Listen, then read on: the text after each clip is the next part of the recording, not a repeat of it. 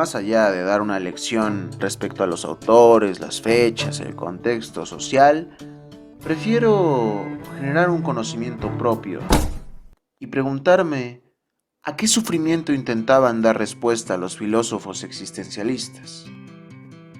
En la respuesta a esa pregunta encontré un número limitado pero comprobable de respuestas empíricas, que si son usadas de manera correcta, acercan al individuo a una verdadera vida auténtica y significativa, a estar más en el momento, en la realidad, en lo que sí es, no en las marañas ni en lo que se quiere que sea, ni en lo que ya fue. El concientizar la estricta individualidad del hombre, el hecho de que cada individuo es único por mucho que éste copie a otros, carga al individuo de una responsabilidad sobre sus actos. Una vez que el individuo se hace consciente de esto, se enfrenta a una serie de problemas, sufrimientos, responsabilidades y contrariedades a las cuales tiene que dar respuestas. Tal y como Kierkegaard menciona, los complejos que puede generar su particularidad frente a lo absoluto. Es decir, para Kierkegaard, el individuo sufre diversas crisis que son producto del conflicto entre su interioridad y su exterioridad. La importancia de nuestra individualidad es clara cuando se pone en contraste con otras especies. Para un ser que no posee conciencia, tales como las plantas y los animales no humanos, es más importante la especie que el individuo. En caso del ser humano, si el individuo es sacrificado a la especie, éste está desperdiciando su vida y sufre. El sacrificio del ser humano a la especie debe ser voluntario y consciente, una devoción voluntaria y auténtica.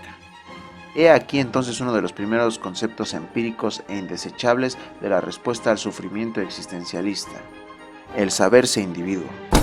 El saberse individuo y saber a los demás individuos libera al que lo sabe y libera a los otros de la percepción del que lo sabe.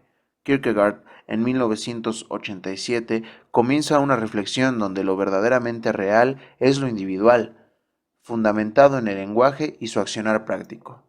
¿Dónde estoy? ¿Quién soy? ¿Quién me ha puesto aquí sin consultarme? ¿Sirve encontrar una verdad objetiva si carece de significado para mí? ¿Qué es lo que yo necesito? Lo que Kierkegaard está diciendo aquí es que la conciencia, la inmensidad del individuo, tiene una mancuerna directa con el lenguaje, con la manera de expresar esas cosas, como si de algún modo existiesen dos inteligencias, una que sabe exactamente lo que es porque simplemente es, y otra que descifra y externa lo más que puede lo que la primera ya sabe. Entonces, es ponerme en claro conmigo mismo, descubrir la verdad por la cual quiero vivir y morir. La subjetividad del individuo es la verdad. Dicho de otro modo, la verdad existe en el sujeto existente. Con esa individualidad vienen cosas que nos conciernen a todos. Temas como la angustia, la libertad, lo absurdo, la facticidad, la fe, el nihilismo y la autenticidad surgen una y otra vez derivados del sufrimiento de la existencia del individuo, dejando al individuo con una responsabilidad absoluta sobre sí mismo. Paradójicamente, esta responsabilidad representa la libertad, puesto que las elecciones y acciones del individuo provendrán de la expresión de su auténtico ser y no de una causalidad inconsciente. Sin embargo, esta libertad se verá limitada por las consecuencias de sus actos.